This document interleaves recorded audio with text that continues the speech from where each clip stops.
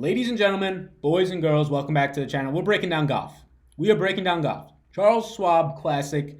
We're out. We're Tuesday. It's Thursday morning, 6 a.m. is when the Charles Schwab Classic will be starting. We are here going to be breaking it down. Welcome to the channel. If you're new here, my name is Sal Vetri. I cover daily fantasy sports in what is the sleeping giant of the NFL, the NBA, the playoffs, getting intense. People watching these showdown slates trying to bink $100,000. People are getting there, close. MLB, not today, 14-game slate. Figure I'd cover golf instead early than that massive slate. But golf as well. WNBA starts Friday. Lots of things I cover here. I'm excited about it. This is my hobby that I'm hoping to turn into a career. If you're new here, I hope you will stay. I hope these golf videos, doing more and more of them, attracting a new crowd. So there's a great chance you are new here. Returning subscribers, you're awesome. Hit that like button. But you're the best. No, seriously. Let's break down this golf, and we'll break it down in, I guess, a structured manner of just going by price range. But I'll start it off with a little bit of an overview, key stats that I'm looking at.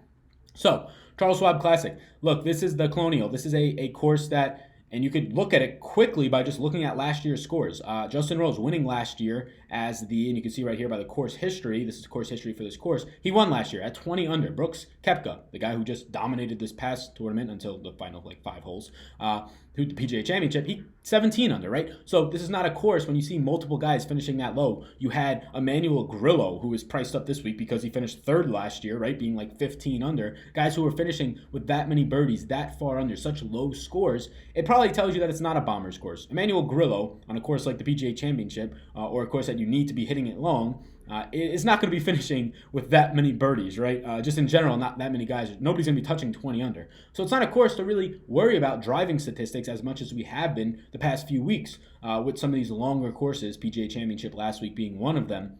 So I'm looking more so into some putting statistics and just being able to get to the birdie, but make birdies and get to the green. So let me just pause this because I know I'm about to get some notification update on my laptop. There we go. So a couple of key stats that I want to look into, and I think that we should. And it is a little bit weary, but putting. So putting is just so variant because where are you on the greens? Are you putting uphill? Are you putting downhill? So many things, what type of greens it is. That Fantasy National, I should shout them out, the best statistical dashboard there is. It shows you the types of greens they're putting on, the weather, who does well on certain courses based on the architect who made them. So many things, along with the stats that you're going to see here. Lots of awesome things at Fantasy National, lineup generators. Check out Fantasy National. I'm not no affiliate or anything like that. I just love the tool, so go check them out as well. Give them a shout out. But lots of things like putting are so variant. It's such a variant statistic. It's really, you can be good at putting or putting from a certain range. But again, a lot of that's going to depend on the type of surface, on just where you're falling on these greens. Are you closer to an uphill or a downhill slope? Things like that. Are you just the way you're reading greens, the wind even to some extent. So it's so variant, but the course history on the data is showing us that putting actually matters here. And it makes sense because it's not this long course. It's 7,200 yards. It's not the smallest course in the world, but it's not this long course. And that's proven by the historical low scores being posted here. Again, Justin Rose, 20 under last year. Koepka, 17 under. So we don't have to worry too much about driving. And that doesn't mean pick any driver you want. No, if people still have bad abilities to hit fairways and they're just not getting good driving accuracy and performance off the tee to green, those are still things that you want to be good. Just I don't weigh them as important as I am putting. So for key stats, strokes gained, putting, how often, just overall, neutrally, how much better are they at putting than the field? Strokes gained, putting. Birdie or better, it's going to be a birdie fest most likely, so how often, and this is sort of like a high level, birdie or better is going to take into the statistics that we're about to break down into, but how often are they being able to birdie the hole or get an eagle potentially on the hole, setting themselves up for that. So it's going to take into your driving, it's going to take into your putting, but let's break down more into that. Par 4 scoring, like I said, this isn't a long course. So par 4 scoring on courses like this is going to be important. Can you get to the green in two hits, and can you potentially have an eagle opportunity from 20 feet? And if not, can you make your birdie, right? Whatever it might be. So par 4 scoring, it's going to be a lot harder to get your eagles there, obviously, than on a 3 with a hole in 1 or on a 5. So for par 4 scoring, we're pretty much looking for birdies here. Are you going to set yourself up on your second shot to be close to hit a birdie? And if not, are you going to at least give yourself opportunity to go par? So that's big for me this week. And then there's another one that I just added here. Putting from 5 to 15 feet. Look, this is the PGA Tour. If you're putting from 3 or 4 feet, I'm not looking into that. You should be making those putts. I'm not looking into that. Putting from 5 to 15, I think, is where this is going to be one. People that are making their 13, 12, 10, 11 foot putts, this week are going to be the ones that are around that minus 18, minus 19, whatever it is that's going to win this tournament this week. So for putting from 5 to 15, I have to be factoring that in. You could look 15 to 20, but I think the skill based in it is 5 to 15. When you go 15 to 20, some of that is obviously skill, right? The ability to drain those, but consistently, that's not so much skill as it would be an outlier performance. So putting from 5 to 15 is something that I'm looking at. Greens in regulation, of course, can they get to the actual green, and are they having opportunities once they get there? Birdies per round, kind of birdie percentages similar to that. And then I always look into scrambling percentage. If you're not getting in the fairway, can you still save par, still save birdie? But for me, it is the par 4 scoring for sure. It is the putting from 5 to 15 feet. It is strokes gained putting, so all these things on the green. Greens in regulation, getting to the green. And then I'll always look at scrambling percentage and driving accuracy. And then as always, if you've been here, you know that I love to compare Vegas odds to where they rank in the world. Look for underpriced guys. We found Matt Wallace last week. He finishes, T3 at the PGA Championship. He was in the 6K range, and pretty much his Vegas odds said he was a much, much better player than that. He was a 7K player, and he was underpriced. So for those of you that got to him, and we can quickly just try and look at this, there's nobody that far down here in the low 6K range. If we try and go up to these middle 6K range, the guy who stands out is Sean Stephanie. No idea who that is, I'll be completely honest, but he has the best odds in this range, but you can go up a little bit more. Kevin Streelman, he has 100 to 1 odds. He's $6,900. So none of these guys are as good as what last week, I think, Matt Wallace was like 75 to 1 odds in this range, which is obviously an outlier. But Kevin Streelman has the same odds as the guys who are priced, and he's priced 6,900. He has the exact same odds as some of the guys that are priced around the 7,300 range. So you're getting some value there, $400 cheaper. And you can find that in all these different ranges. If we try and just find somebody else here, one that would stand out right here, Zach Johnson, 55 to 1 odds to win the whole thing, which means 55 to 1 odds to win it all means that he's going to be at least performing better than people around him. He's only priced at 7,900. The other people who are 55 to 1 odds to win this thing are priced at 8,500. So that's a big difference right there. That's a $600 difference. Zach Johnson, potentially underpriced. A guy who relies a little bit more on the driver. We could look at some of his stats. He's terrible putting, so that's not what you want to do. So don't just look at that, but break down into it. He's on the cheaper end in terms of if you're trying to pay up. 7,900 is where that middle lower end is. So terrible putting, and look, this is my first time looking through it, so this is just trying to identify value and see if they fit the course. Terrible putting, birdie or better is terrible. Putting within 15 feet is below average in this field. Par scoring is well below average in this field, or par 4 scoring. Obviously, birdies per round is also bad if it's birdie average bad. Greens in regulation is terrible. So he's been pretty bad, and he does not match this course. The odds are telling us that he has a decent shot to win this thing, but everything else is telling us that it's not that great. So, yeah, Zach Johnson, although the odds are there, that's just an example of just because his odds say he's going to win it, doesn't mean you have to be playing him. Everything else looks really bad for this course. The only things that he really grades out well in is driving, tee to green pretty much, is being able to get to that green, but he's not cashing in on any opportunities, and he's really not setting himself up well. So that's just an example, right, of using the odds to kind of discover value and then dive deeper into it. That's not where you should just stop. Dive deeper into it. Try and find something that makes them a decent play, something for you to go off of. Zach Johnson, there was nothing in terms of the key stats that I'm looking at. So yeah, let's break down by the tiers, right? And again, this is more of a first look. I built the data sheet. You can get the data sheet on Patreon. It's down below. If you think that my work is good and you want this, you can go ahead and you can get it. People have been getting it and been using it. I'm going to add more stats, especially for putting. I'm going to add probably about 3 or 4 more putting stats because I think that's going to be important this week. So 5 guys. Once again, we continue to get 5 guys in this 10K plus range. And honestly, I'm a guy who likes to fade the 10K plus range. I think Justin Rose for cash games is going to be chalk, and I think he could potentially be chalk. He won this thing last year. He's the 3rd ranked player in the world. Shout out the new number 1 ranked player in the world, Brooks Koepka, absolute monster, dominating, best golfer in the world, number 1. I'm not making that up. It's not biased. That's what PGA has him ranked as, but just been dominant. Justin Rose drops down to 3 after being number 1 entering that Masters week, not making the cut, looking decent to bad as of late. Look, 11-4. I understand that he's one of the best golfers in this. Technically, by rankings, he is the best golfer in this tournament, but I'm not getting there. I'm a guy, if you've watched my other videos, who tends to float around the mid-range, and I just don't like paying up because golf is such a variant sport. It reminds me of baseball in the way that it's variant. Yes, we had Brooks Koepka, one of the top 5 favorites, one of the top 3 potentially, I think it was, last week favorites win the PGA Championship. Yes, we had Tiger, one of the top 3 favorites, win the Masters, won those big events. But we've had CT Pan, we've had Max Hama, long shots, win some of these other ones. And that's how it's going to be. if not 50-50, then more times than not. There's just so many golfers in the field that it's really hard for those top 5 guys to have their stuff that week and for somebody else not to have it better out of all the players in the field. They are better than those players, but given the course, given just how they're performing that week, it could take one triple bogey and they miss the cut, or they just don't play well. That it's such a variant sport depending on where the ball lies, depending on if you're going to fall in the water, whatever it might be, to really throw your game off. So instead of forcing in the upper tier players who are no guarantee to win the thing, sure, they have better odds than some of the other guys, but they're no guarantee to win it, to throw in some of the guys who are by far no guarantee on the lower end to make the cut, I'm usually a guy who falls around the mid-range. Now this slate, it's a little bit tricky. You don't have the soft pricing like a major. You're having guys in the 8 and 9K range that don't have great cut equity, that you don't feel really good about just in general. And really going up is where you're going to get your safety, more so than last week where you could have been playing guys in the 7K range and feeling really good about their cut upside. But that's just a major. That's a soft pricing. There's a lot of great players. So this week, Justin Rose, I think he's great for cash. I'm not going to get there. John Rahm, I think he's a great tournament pivot to Rose. John Rahm's been playing well. John Rahm's won like 7 or 8 times. Nobody talks about it. Sure, 1 or 2 team events in there. But he's played well, especially on this course, if you believe in course history. T2 in 2017, T5 last year. And he just missed the cut. So when a name like John Rahm misses the cut at a major, people just kind of float away from him. Similar to like we saw with Sergio and Justin Rose after the Masters, after their first appearances after the Masters. RBC Heritage, I believe, for Rose. I don't know about Sergio. But lower owned. So John Rahm, I think, would be the guy if I had to start a tournament lineup and you told me I have to play between Justin Rose and Rahm, it would be Rahm, but I'm not going to start with either of them. Jordan Spieth, I don't want. I do think Jordan Spieth's game is improving, especially when you look at the putting. A lot of things in the putting this year have gotten better, but his driving has been a struggle, and we started to see that during the weekend, albeit the wind started to pick up, and I don't think his psychological part of the game is there yet. So, yeah, I don't want Jordan Spieth at 10-9. I wouldn't want him at 9-9. I would be reluctant at 8-9. So, yeah, I don't want Jordan Spieth there. I don't think that you're being contrarian. I don't think that, or you are probably being contrarian, but I don't think you're being optimal.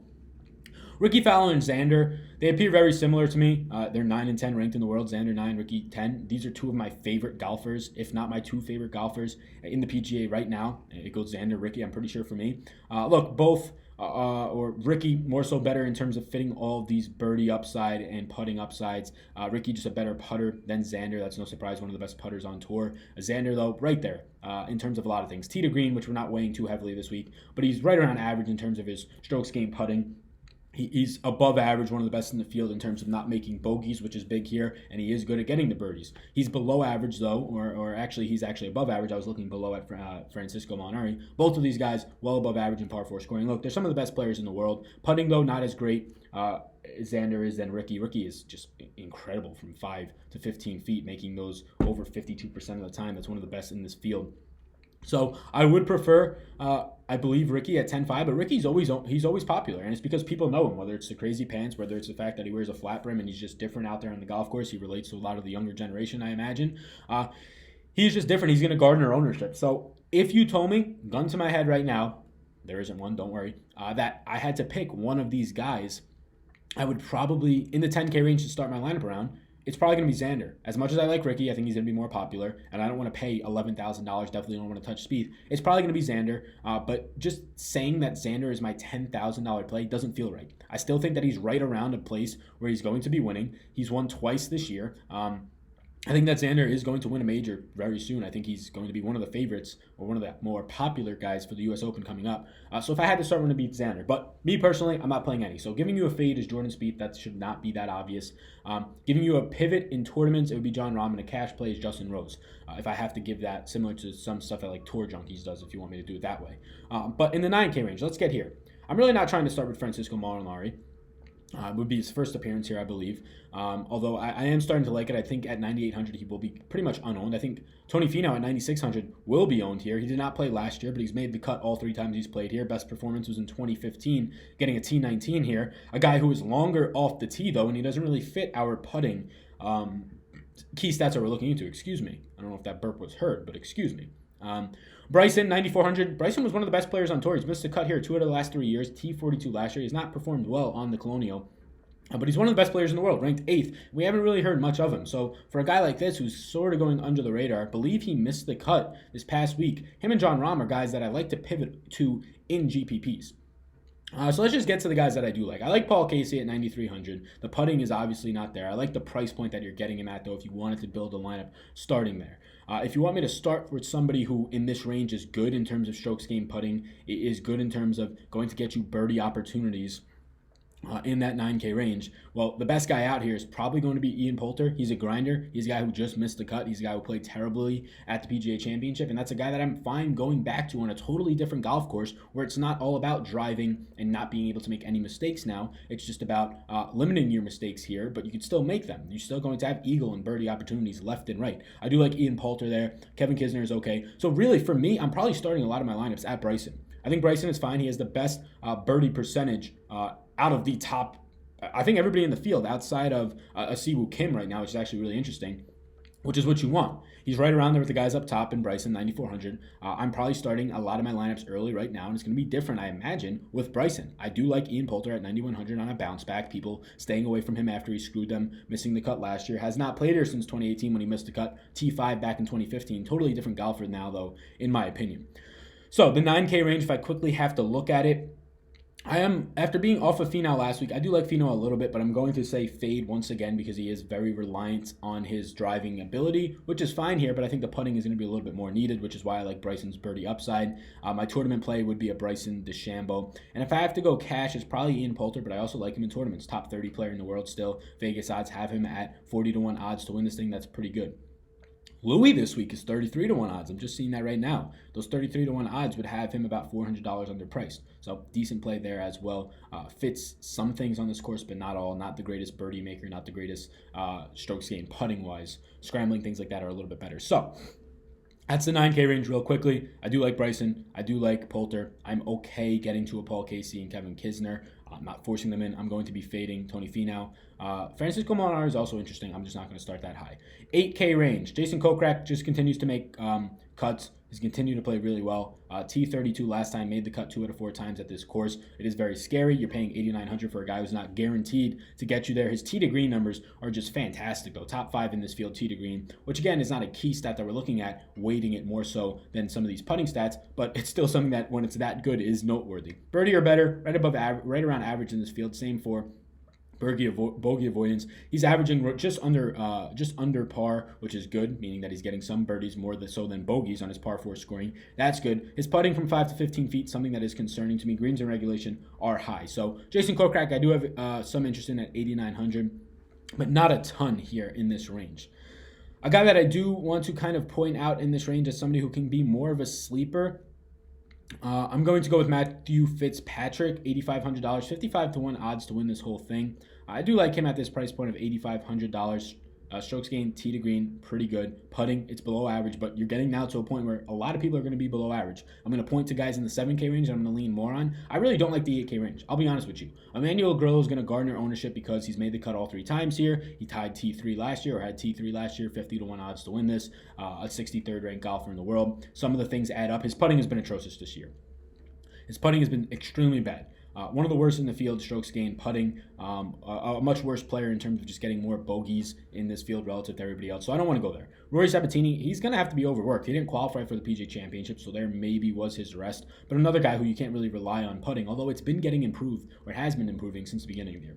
So Kokrak in the 8K range and Matthew Fitzpatrick stand out as guys that I'm interested in. Joel Damon has been incredible in the first rounds and maybe even a little bit in the second rounds, but that's about it. T20 last year, not something I'm really looking into though.